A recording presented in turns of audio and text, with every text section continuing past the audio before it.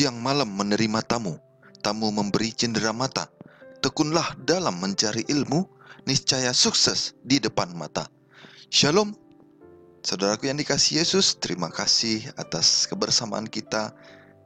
Hingga pada saat ini kita dapat bertemu kembali untuk mempelajari firman Tuhan bersama-sama. Saya berharap kita selalu sehat, aman, sentosa, memuliakan Tuhan, dan tetap menjaga jarak, supaya kesehatan kita dan keselamatan kita tetap terjaga. Sahabat seiman, mari kita mulai acara kita pada pagi ini dengan doa bersama-sama. Mari kita berdoa. Tuhan yang baik, terima kasih Tuhan untuk segala kebaikan Tuhan bagi kami, karena Engkau melindungi kami dalam istirahat kami tadi malam hingga pada pagi ini. Biarlah kami menyembah-Mu, mengagungkan Engkau atas segala berkat dan pertolongan-Mu, perlindungan dan kenyamanan yang Engkau beri Bapa. Tuhan, saat ini kami akan belajar firman-Mu. Biarlah firman Tuhan yang akan kami pelajari ini menjadi terang kehidupan kami, membawa kami semakin memahami kebenaran-Mu dan melakukannya dalam hidup kami, sehingga nama-Mu dimuliakan dan kami dibawa dalam sukacita yang luar biasa. Inilah doa dan permohonan kami Bapa, dalam nama Anak Yesus Kristus, Tuhan dan Penebus kami berdoa dan mengucap syukur selalu. Amin. Sahabat seiman, renungan pagi kita pada hari ini berjudul Hukum Taurat itu Kudus. Mari kita baca ayat hafalan bersama-sama. Jadi hukum Taurat adalah kudus, dan perintah itu juga adalah kudus, benar dan baik. Roma 7 ayat 12. Karena hukum Allah itu sempurna adanya, setiap perubahan daripadanya adalah jahat. Orang-orang yang tidak menuruti hukum Allah dan mengajar orang berbuat yang sama, dihukum oleh Kristus. Kehidupan penurutan juru selamat memenuhi tuntutan hukum. Hal ini membuktikan bahwa hukum itu dapat dilakukan di dalam kehidupan manusia dan menunjukkan keluhuran tabiat sehingga penurutan dipertumbuhkan. Barang siapa yang menurut sama seperti penurutannya menyatakan bahwa hukum itu kudus, benar, dan baik. Roma 7 ayat 12. Sebaliknya, barang siapa yang melanggar hukum Allah berarti membantu pernyataan iblis bahwa hukum itu tidak adil dan tidak dapat dituruti.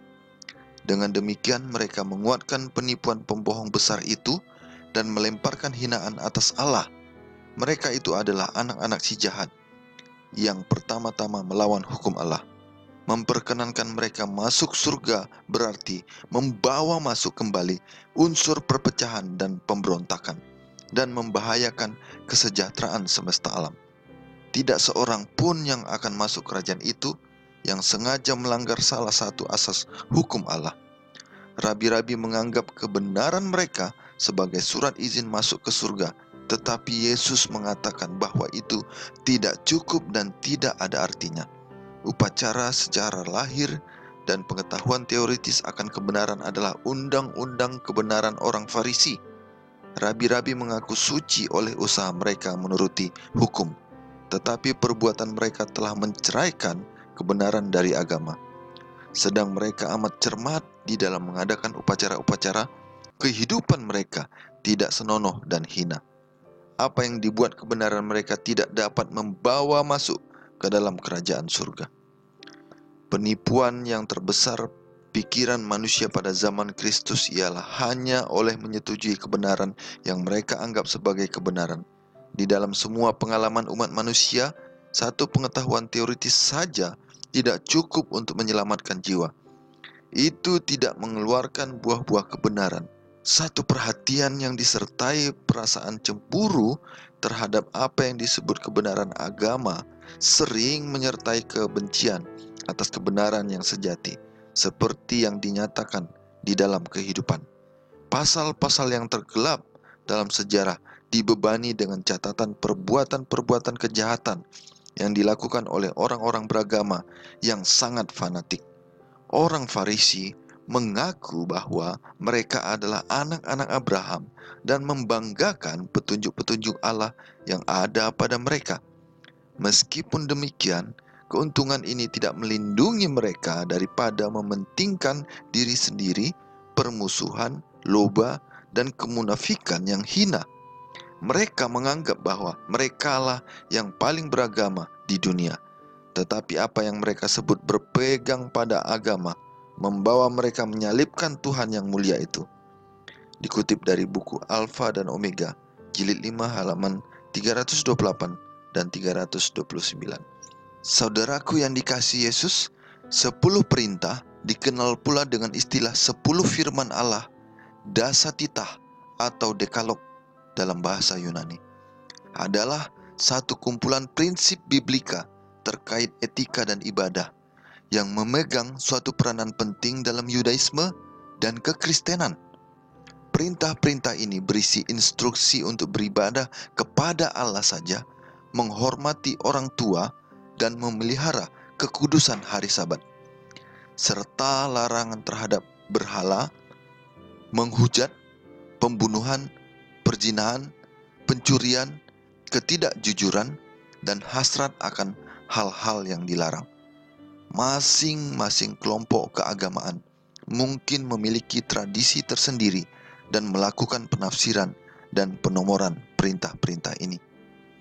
Disebutkan bahwa kumpulan perintah ini disampaikan oleh Allah kepada bangsa Israel melalui perantaraan Nabi Musa dan ditulis pada kedua loh batu dengan jari Allah. 10 perintah Allah tercantum 2 kali dalam kitab Ibrani dan Perjanjian Lama. Pertama di Keluaran 20 ayat 2-17, kemudian di Ulangan 5 ayat 6-21. Kebanyakan tradisi dalam kekristenan berpegang pada pandangan bahwa 10 hukum Allah, yaitu 10 hukum Taurat, memiliki otoritas ilahi dan terus berlaku sampai kapan saja. Kendati masing-masing tradisi mungkin memiliki penafsiran berbeda dan pemanfaatan tersendiri. Dan hampir sepanjang sejarah kekristenan, dekalog ini dipandang sebagai suatu ringkasan hukum Allah dan tolok ukur perilaku. Pusat kehidupan Kristen, kesalehan, serta ibadah. Dan hukum Taurat itu, hukum Allah itu kudus adanya.